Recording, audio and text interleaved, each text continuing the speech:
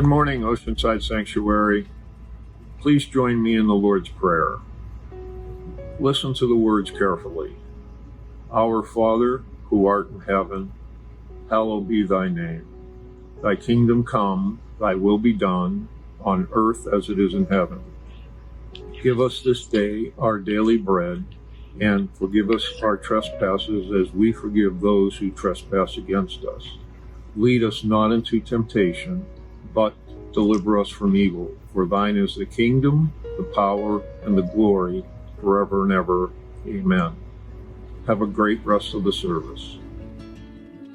All right. Well, welcome, everybody. I'm really excited to have this conversation with each of you. We have, of course, just gone through a whole series on the Sermon on the Mount, Jesus's central teaching that we find in Matthew chapters 5 and 6 and 7. And I thought for our last installment in this series that it might be good to have a little bit of a dialogue about it. So rather than just me, talking endlessly, as some people have characterized in your direction, I thought maybe we could have a little bit of a dialogue about how Jesus's Sermon on the Mount has been landing with each of us. So today, what I have for us is a little bit of a panel. Folks from the Oceanside Sanctuary who are joining us to have this conversation. So I'm just going to go around the circle real quick and introduce everybody, and then we'll jump into our discussion for today. So first, we have Nathan Short, elder and board member. Welcome, Nathan. How are you? Doing well. Thank you. Thanks so much for joining us. And you're joining us from the library in where? Czech Republic, but the Czech Republic. All right. But really my exercise bike at home. Well, I'm really glad that the Wi-Fi connection in the Czech Republic is really good. So that's helpful. And then just sort of going around the circle as I see them, we have Rich Franks as well, member from Temecula, California. Thanks so much for joining us, Rich. Thanks for having me, Jason. I too am in my library in Temecula. Not quite as good as Nathan, but it'll have to. I mean, it's a decent library, Rich. I appreciate you joining us from the library. Yeah. And then again, going around the circle next, we have Tina Edwards, also board member and elder at Oceanside Sanctuary. Welcome, Dr. Tina Edwards. How are you? Hey, I'm good. And as you can see, I'm always here in my library in the Edwards Republic. This is actually about 1/10 of my library, just so you know. This is hardly any of it, actually. Yeah, actually, most of your books are like downstairs, if I remember. Yeah, right. in boxes, actually, in the ground. Yes. Well, thanks for joining us. We really appreciate you being a part of this conversation. And then last, but obviously certainly not least, is Janelle Coker, family minister at the Oceanside Sanctuary. Thanks for joining us, Janelle. Good to be here. All right. Well, today what I thought we could do is just kind of reflect a little bit on what we have been discussing as a church for the past 12 weeks or so. We've been going through the Sermon on the Mount, which I have said is Jesus's central teaching. And so for us to be followers of Jesus, for us to say that we're Christians, followers of Jesus, I think it's important that we take seriously this teaching in Matthew chapters 5 and 6 and 7 that really is the center of everything that Jesus said and did. And so really my question for this group is, how has the Sermon on the Mount really been hitting you? What is it that has been inspiring you from it? Or maybe what's been sort of challenging you, or maybe even rubbing you the wrong way, that as we have gone through this series has really maybe prompted you to stretch your thinking or stretch your faith in some way. So my short version of that question is, how's the Sermon on the Mount stirring your heart? So I thought I'd just lay that question out there and have a little discussion about it. So who would like to go first? I'd love to chime in with actually what I'd emailed you about, Jason, with listening to your sermons through the lens of my children. And particularly one of the keys to our living, being whole and treating each other with kindness. The kids understood that it was when you'd stated the lessons of Sermon on the Mount are directed toward being right with God. And so my three children asked, what does that mean? What does it mean to be right with God?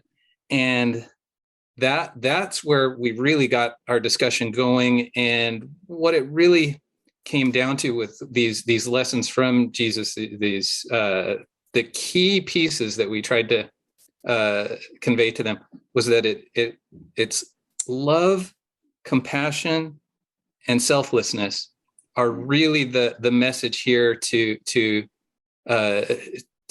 goodness. And I mean, if that's the rock that I want to, build my church on, is that kind of foundation. And I think that's where the Sermon on the Mount really holds a lot of water. And that's where you have that narrow path. That's the narrow gate. Well, and I just love that so I know this, because I know you guys, right? Like you are watching remotely, you guys have a bunch of young kids waiting for them to be fully vaccinated. And so I love that you guys are like reading this and hearing all this through their eyes. And I love that they are like listening and engaging with it and asking these like hard questions. Because I have to admit, like if a kid asked me, what does it mean to be right with God? I would be like, I have an answer for that, but like answering somebody who's younger, like that's kind of where the rubber meets the road. Like if you can't give a simple, straightforward answer, then do you really understand it? Right. Other thoughts on that? Like, how's this series hitting you guys? What's sort of stirring your heart? What's sort of stirring your imagination around this series? Well, go ahead, Rich. I appreciate Nathan's reference to it as foundational, and it kind of goes along with what you've always talked about, Jason, as these are the core teachings of Jesus. And I remember you mentioning that over a year ago when I was in your How to Read the Bible class, I think it was. And that was really helpful for me, considering how much the Bible, I forget what the term is, but you pick out just the verses that suit you out of the Bible. And forget what it's called. Proof texting? No, anyway. Yeah. Okay. And to have these teachings in the Sermon on the Mount kind of as the foundational, the reference point, or that lens through which everything else has to pass, has been very helpful for me in how I read the whole Bible. So is it okay if I press in a little bit on that, Rich? Like can you give an example of how that's been helpful? Because I think I know what you mean, because that's been true for me too. Like to think about the core teachings of Jesus as a lens through which I read everything else. But I'm wondering, like practically, how does that play out for you? Yeah. I mean, I guess I can summarize it pretty easily in a book that we read in the book club in the past year, which was titled "Love Matters More." And so much in Christianity, there seems to be sometimes a tension between love and truth. What is right? What is the truth? And make sure we're not in error, which is good. There's a place for that. But that truth and making sure you're adhering to that truth and that right doctrine has to be passed through that lens or be subjected to the love that Jesus teaches us, and the humility and the mercy that I get from the Sermon on the Mount. One of the most important ones for me personally is his teaching on worry. And a lot of my life is, especially earlier, has been struggling with worry. But I would often, like especially in college, just substitute, how many points can you add to your final exam score by worrying? And so I'd kind of substitute those words to apply to my specific application. And that's another way it's been very relevant for me. Okay.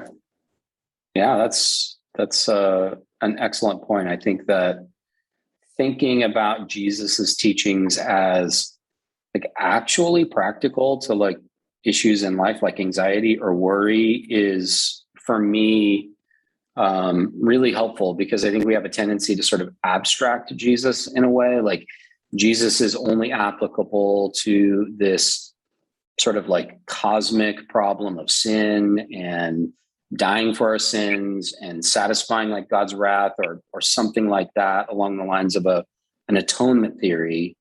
But the idea that like what Jesus has to say, the way of life that he gives us can actually have an immediate impact on things as practical as anxiety or worry, really sort of revolutionizes Jesus in my eyes. Like he becomes somebody that I can actually listen to and trust with daily things, right? Yeah, and apply it to my life. Yeah. Right. All right. Anybody else? What's sticking with you? Yeah, Tina.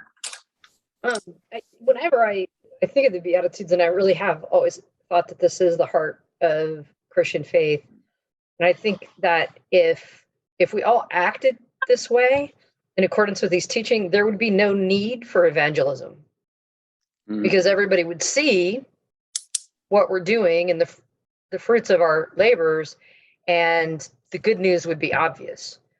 So, and I know this is where I really struggle, because it's really counter to my native political beliefs, much of what's in the Beatitudes.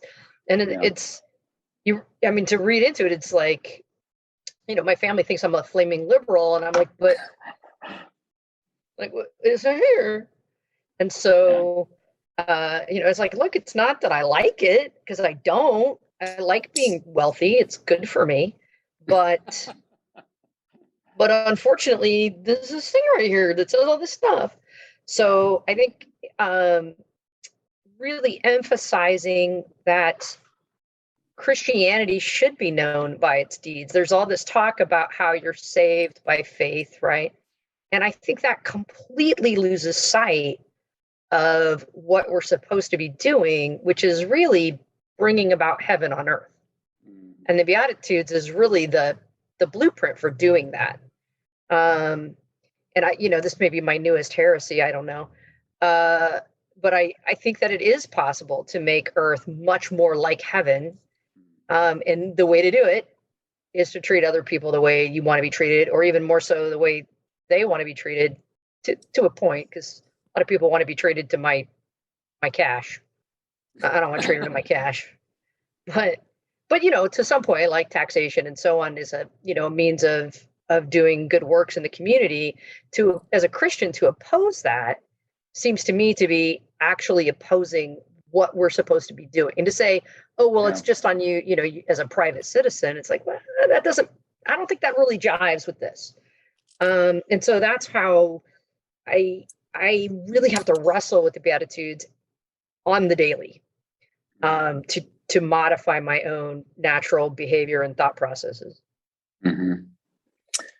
Yeah, I actually appreciate you sort of bringing it back to the Beatitudes, because of all the things in the Sermon on the Mount, I feel like the Beatitudes are the most confrontational in a sense. Like, it is the poor, the hated, the despised, the outcast that Jesus says are blessed, right? And then I think about how we often try to turn the Beatitudes into a kind of like stairway, to merit. Like, we have to somehow like become poor in spirit in order to be blessed, right? We have to become mourners in order to be blessed. We have to become meek in order to be blessed. And that takes the Beatitudes and turns them into a kind of like, way that we can earn God's favor, when the more straightforward reading of that is all the people that the world has rejected and pushed aside are the ones that God has come for. And that's much more offensive, because, well, that's not me, right? Like, I'm comfortable and I'm relatively well off compared, like on a global scale. And so if God has come for those who are marginalized and oppressed and hated and reviled, then I have to reckon with the fact that God is centering people other than me. Right. And that's uncomfortable. For me, it is.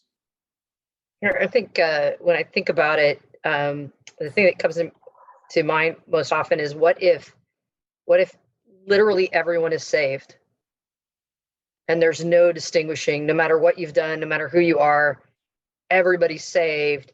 How does that change how I act as a Christian? And it's definitely a struggle to think about that. Like, I'm not special at all. But I'm also special because I'm loved by God. But then so is a child molester. Super difficult struggle. Right. That's good. Very good. In that sense, I've always looked at distance from God being something that might be impacted by shame, and that's where the Jesus speaks to serving. You can't serve two houses with God or money, and I think I imagine my life being done and looking back, and my closeness to God would be probably impacted by one of shame. What could I have done more? What could I have done better? And that would likely be self-inflicted, even to a completely forgiving God. Well, that's a really interesting point too, because you could make the argument that the Beatitudes are Jesus's way of showing that shame does not keep people from being close to God, right? Like, it's the people who exist in the most shameful conditions that God is drawing close to, right? Poverty, mourning, meekness, people who are hungry for righteousness and justice but never get it, right? Like, that is sort of a list of people who are cursed. And in many respects, like, we heap shame upon, and that is who God is drawing close to. Just to reiterate Tina's point, like, I feel like if the Sermon on the Mount is the center of Jesus's teaching, then the Beatitudes are the center of the Sermon on the Mount, if that makes sense. Like, they're a kind of like distillation of Jesus's entire teachings. What about you, Janelle? Anything that's sort of challenging you or inspiring you or sticking with you from this series? So I actually really enjoyed taking the time and going through it for these weeks that we went through it, instead of a quick teaching on just the Beatitudes or a quick teaching on, where to build your house. And I think the thing that struck me was the balance of it all, which is something that I hadn't seen. So, we see in the beginning, we see the Lord's Prayer, and then a talk of fasting. So give us this day our daily bread, and then talking about fasting, or not building up, not worrying about what you're going to wear and what you're going to eat, but make sure you just ask for what you need. There's this great kind of balance there. And I think, like Rich, for me, the thing that's been really sticking to me is I have always taken sorry, my phone's ringing.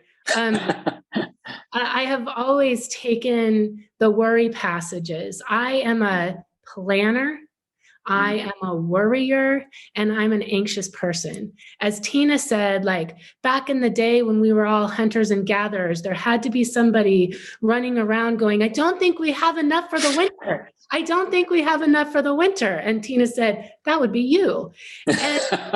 And I really thought a lot about this. And what I loved was, again, back to the balance. Don't worry about what you should wear, but build your house on a rock. So this idea of balance, in that planning is not worrying. And then I love how in the end of that passage, Jesus says, there's enough worry for today. Like, so there isn't a like, you shouldn't be worried about anything. But if God really is giving us what we can handle, well, I know that I can't handle all of the anxiety that I'm thinking, well, what if, and what if, and what if, and ruminating on the what ifs. If I'm being a good planner and separating the planning from the worrying, and then just dealing with the here and now and being present in my life right this second to deal with what I have to deal with, that sets me in a place where I really do believe that God has given me the tools, or someone next to me in my church community that has the tools to help me handle what I'm facing today. Mm. And so I just love that. I think in the past, I have seen this as do this, don't do that, don't do that. And what I saw in this kind of slow process of going through it together as a community was just the balance of it all, that it makes sense not to worry, but also to plan, to ask for what you need, but don't build up a bunch of treasures on earth. Just this beautiful balance that I've never seen in these passages before really kind of came to light for me. Well, it occurs to me, like, given just your comment about balance, that so much of what Jesus has to say in the Sermon on the Mount is not a condemnation of worry. It's not a condemnation even of like anger or sexual desire or the desire to have security. It's when those things become our master, right? It's when those things control us. And so there is this balance in the sense that, anger can be expressed righteously. Sexual desire can be a good thing. Planning for the future is important. But when those things control you rather than you controlling them, that's when they become destructive elements in our lives. And it brings me to mind, like, Jesus's talk about giving and prayer and fasting, and what we talked about with like spiritual practices. And I love like that you have all spoken about this in very practical terms, like in terms of your day-to-day lives. And so I'm wondering, in practical terms, Jesus teaches that it's these spiritual practices that help us to be the masters of these desires rather than be mastered by them, right? So on that note, I'm wondering like what you are all doing with this idea that it's learning to practice these spiritual routines that teach us to be the master of our desires, right? Like, so for you, what is giving, prayer, fasting? Like, what are your spiritual practices that have been helpful to you in being shaped in a way that is good, or like, as Nathan and Tara's kids have said, like loving, compassionate, selfless? What are the practices that help you do that, I guess, is my question. Well, not yelling at my child and reducing the sarcasm level by 10% easily. 10%. So I think for me, definitely always an entry point is practicing charity, giving, being involved in the pantry, or showing kindness to someone else. I think is an important kind of, in some ways, like highly makes you feel good place to start. I think, again, for me, like one of the things I'm really just trying to do is regarding that worry component is just try to be present in what I'm doing. So if it's cooking or listening to a friend, actually not letting my mind go on to other things, but really try to engage in the thing that I'm doing. And I think right now, that kind of living daily life in that presence is the best way that I feel God I think prayer is probably the practice that I lean on the most, where when things are overwhelming, giving it up to God is so helpful. That's been something that's helped me through my whole life. Yeah. Yeah, and I'll give a very practical example of the spiritual practice of just giving, generosity. I think for many years, I was a slave to the idea of how much to give for a tip. And yeah, I know it's crazy, but when I just decided, I'm going to err on the side of giving a little too much. I don't know what the exact right amount is, but I'm going to always just make sure that I walk away thinking, did I give too much? I'd much rather do that than walking away thinking, did I give too little? Because I walk away thinking, did I give too much? That's actually very freeing. Mm-hmm. That's good. I think for me, it really comes out in the practice of medicine, and particularly now, where people are coming in with a disease process that's easily preventable, and it's often their political beliefs, but not always. Sometimes it's other issues that have other sources of fear, and really leaning into where they're coming from and treating them with compassion. Not judging them for not getting the vaccination, or in other cases, for not taking care of their diabetes, whatever it is. Yeah. Really trying to treat them as I think God would want me to treat them. Mm-hmm. Or as if they were my own brother or sister. I think there's where I get the best practice in terms of spiritual practices of living righteously. Yeah. Mm-hmm. One of the things I really love about all the examples you guys shared is that each of you spoke, whether you meant to or not, you really spoke to the intention or the mindfulness that was a part of your practice. And so, for Janelle, being engaged in helping people who are in need and really very intentionally connecting that to really wanting to connect with God, right? Or Nathan, prayer, really being conscious of like giving over, like I think that's actually the phrase you used, right? Like giving over the things that you can't control to God, right? This person that you have to trust, or for Rich, like really intentionally thinking about tipping, like, in what sense is this an act of generosity, and therefore becomes a very conscious effort. And I just love that Tina connected it to her vocation, right? Because to me, that's really powerful. This idea that what you do every day can be a legitimate and valid expression of our spirituality if we are mindful about it, if we think about it in that way.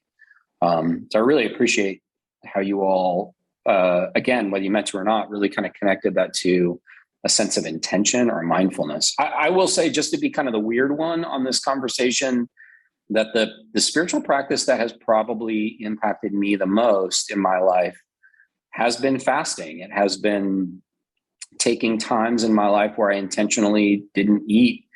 And I use that abstaining from food to reflect on my own desires, like the way that my appetites or my desires were in control of me. And to me, that's the point of fasting, is when you deny a bodily desire, it becomes really obvious how that's a metaphor for other things in your life, right? Like that we have these internal desires that can oftentimes be broken and destructive. And if we can learn to deny our appetites or our desires, then we become, really powerful over ourselves. And that really is an important spiritual lesson to learn. Well, we are already out of time. So I just want to thank you guys, each one of you, for joining us for this conversation. I hope that this has been fun for you in some way to just process a little bit about what we've been learning about. I'm hoping that it's helpful for people who are attending church online as well. So just want to wrap it up by saying thank you to everybody. Maybe go in reverse. Thanks, Janelle, for joining us tonight. And thanks for Tina and Rich and Nathan. Thanks for bringing your thoughts and insights and perspectives on the Sermon on the Mount. And I will see you guys all soon. We come together today for a moment of solemn reflection on Trans Day of Remembrance. We honor all of the trans lives that have been lost due to hate crimes and transphobia that continues in this world. As you see the following images of people who've lost their lives due to transphobic hate, you will also hear a song that I wrote called We Will Make It Through. This song speaks to the power of community to provide the resources and the support and the love necessary to survive the crises that life brings us. And in particular, it is dedicated to our trans loved ones, community members, family members, and all of those who have lost their lives due to transphobia.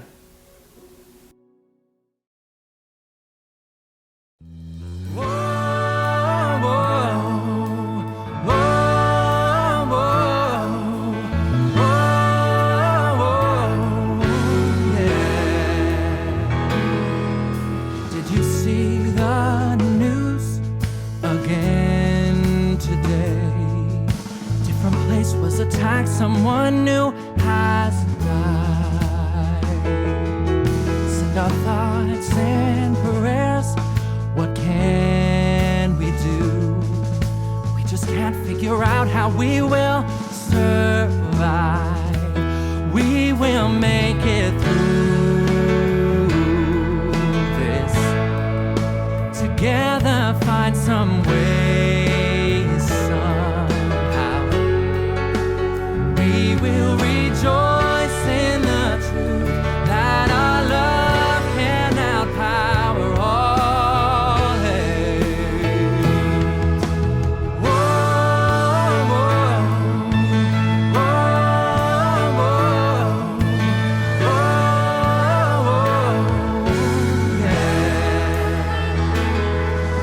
Did you hear their screams and shouts of hate? It appears that they came for our joy once more. Let them bring it on, for they don't know all the power inside of this place. Undivided, we stand in this space. Us united, we fill up this place with love. We will make it through. Together, find some way somehow. We will rejoice in the truth that our love can outpower all hate. So let us build community. Find strength in our united.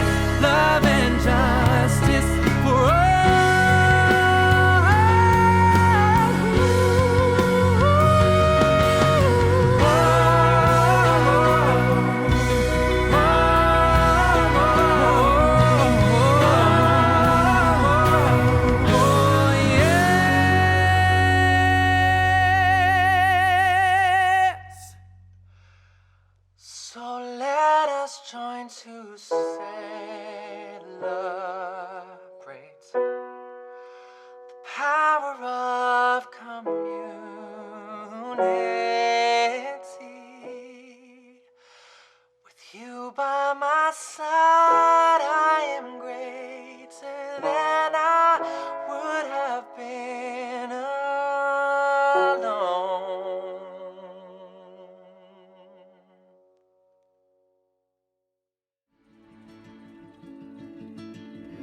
Hello, Oceanside Sanctuary. My name is Okima Diaz, and I am joining you today from New York City. We have now come to the communion portion of service. So I'm going to let you go and grab your elements. I have fresh squeezed lemon juice with a little bit of sweetener to represent the blood. And I have graham crackers to represent the body. Before we start, I just want to share a little bit about communion and what it means to me as a Christian. It is a moment where we can come together as community, as Christians, as a church. No matter what is going on, no matter what divisiveness may be happening or whatever troubles may be happening in the world, communion is a moment for us to come together and remember who we are as a family in Christ, as a family in God's kingdom. Remember, we are one.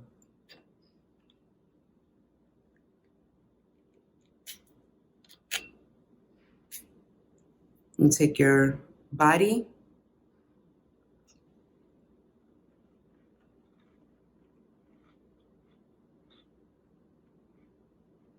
follow with the blood.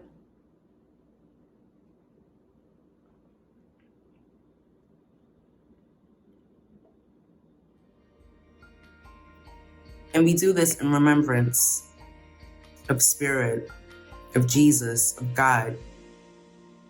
We do this to represent the power that is encompassed in who we are as Christians, who we are in relationship with God, and our ability to not only unite, but to overcome.